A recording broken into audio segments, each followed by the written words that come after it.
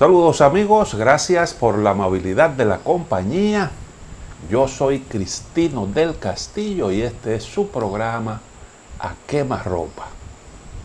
Los resultados de las elecciones del pasado domingo en Perú me hicieron recordar lo que ocurrió en México en el año 2015.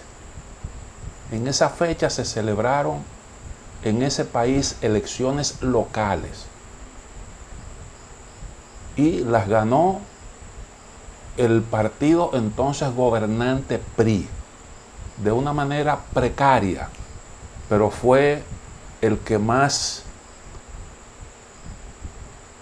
mejor desempeño electoral tuvo en esa contienda. Pero hubo varias cosas que a mí me llamaron la atención de ese proceso. En primer lugar, la salida de López Obrador del PRD le abrió un gran hueco a esa organización política que tuvo uno de los peores desempeños electorales de toda su historia. Quedó en tercer lugar. En primer lugar quedó el PRI, segundo el PAN y en tercera posición el PRD, pero con una precaria votación. Y bueno, pues la nota resaltante fue el desempeño de Morena, que menos de un año antes había hecho tienda aparte, había aparecido, había emergido en el escenario político mexicano y le asestó un primer golpe al PRD. Y ese sistema tripartito mexicano quedó hecho pedazos con la aparición en el escenario de esa cuarta fuerza política Morena. Ese fue un detalle que me llamó la atención. Lo otro fue la baja participación electoral, apenas un 47%. México, un país en donde, como en buena parte de América Latina, la política se asume con mucha pasión, pero en las elecciones de medio término todo el mundo sabe que siempre la participación baja, pero un 47% para México era una participación muy pírrica. Sin embargo, esa participación precaria contrastaba con la votación masiva que se produjo en un estado, Nuevo León, en donde la gente acudió masivamente a votar. Y yo, cuando leí una nota que resaltaba ese hecho, me interesé y comencé a averiguar qué fue lo que pasó ahí, que en ese estado hubo esa participación, hubo ese entusiasmo. Y todo eso se explicó por una candidatura independiente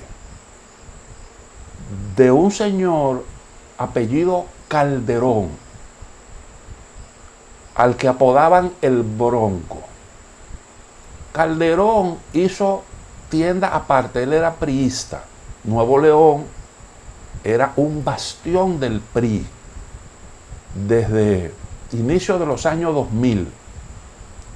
Y entonces él hizo tienda aparte, era un militante de muchos años del PRI, hizo tienda aparte inconforme con su propio partido, aprovechó una ley que se había aprobado en ese entonces en México permitiendo candidaturas independientes. Él se presentó de forma independiente y resulta que barrió con el PRI, que llevaba como candidata a la gobernación a una señora, creo que era una actriz, y le ganó 49% a 18%, si la memoria no me falla. Barrió.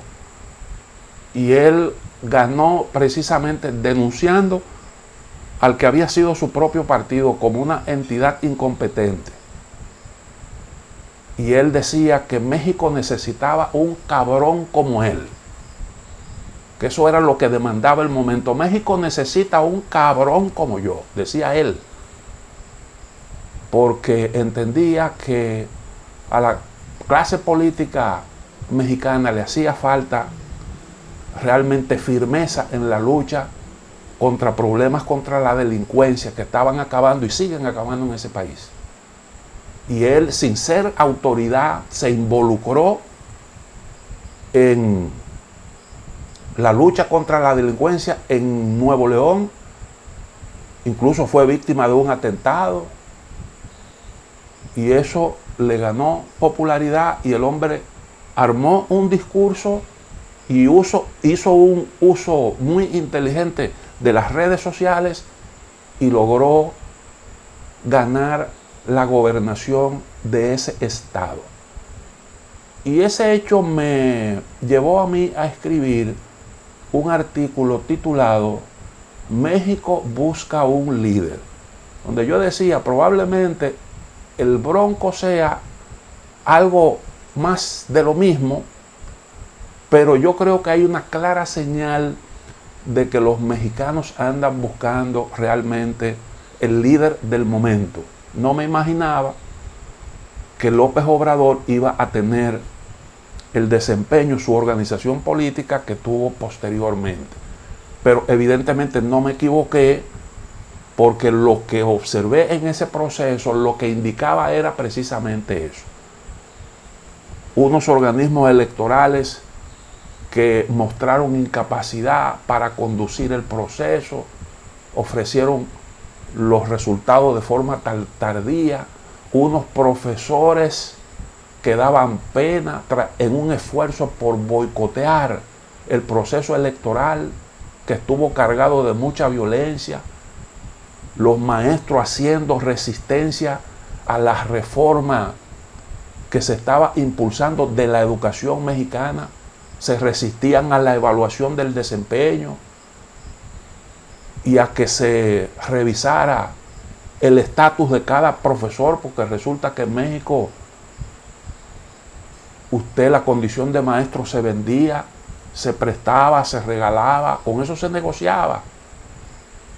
Un país como México, que siempre tuvo una educación de calidad, llegó a esos niveles.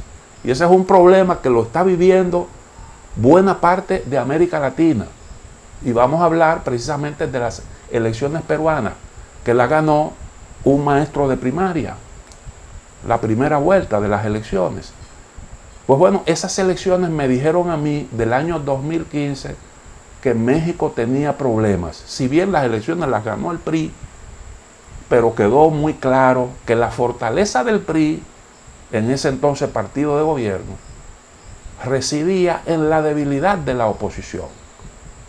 Y había una notoria dispersión política que se puso de manifiesto en el caso del Perú. Porque resulta que en ese país de América del Sur acudieron a las elecciones cerca de 18 partidos políticos. Y resulta que de esos 18 partidos políticos,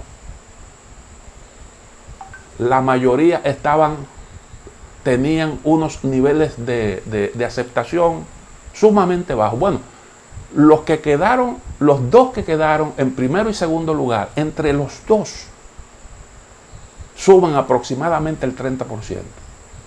Bueno, uno tuvo 18 y tanto y el otro 15, no llegan al 40%. Lo cual pone en evidencia realmente que se trata de un país en problema. En un país que, como el México de aquel entonces, está buscando un líder, el líder del momento. Este señor que ganó la primera vuelta de las elecciones, estaba claro que nadie se iba a llevar el triunfo en primera por la dispersión. Este señor se llama Pedro Castillo, fue el candidato de Perú Libre. En segundo lugar quedó Keiko Fujimori.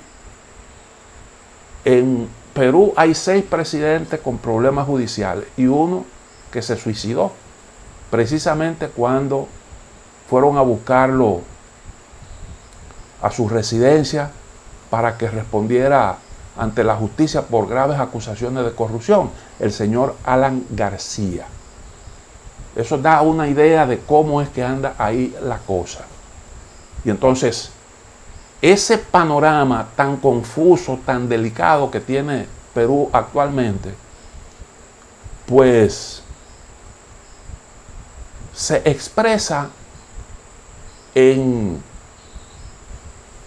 lo que fueron, los que son los dos que quedaron en primer lugar, porque resulta que el señor Castillo, de, como dije, Perú Libre, tuvo como acompañante o trató de hacerse acompañar en la boleta presidencial por el fundador de la organización política. Y el fundador de la organización política es un hombre que su candidatura fue desestimada porque había sido condenado por corrupción y todavía no había cumplido su pena. Y Keiko Fujimori, que quedó en segundo lugar, resulta que está siendo procesada por varios delitos, incluyendo lavado de dinero. Y la Fiscalía peruana ha pedido para Keiko Fujimori una condena de 30 años. Esa es la situación que tiene la que quedó en la segunda posición. Entonces Perú ahora está entre un izquierdista radical y una de derecha radical, cuestionada no solo por corrupción, sino por su actitud, por la actitud obstruccionista en el Parlamento peruano, en donde tiene su organización política la mayoría. Y esa es la realidad peruana que se manifiesta de esa manera descarnada. Yo quiero hacer una pequeña pausa para entonces ver los detalles de cómo fue que quedó la cosa en ese país suramericano en las elecciones que acaba de celebrar, que yo creo que ahí hay importantes lecciones que aprender. Volvemos en un momentito.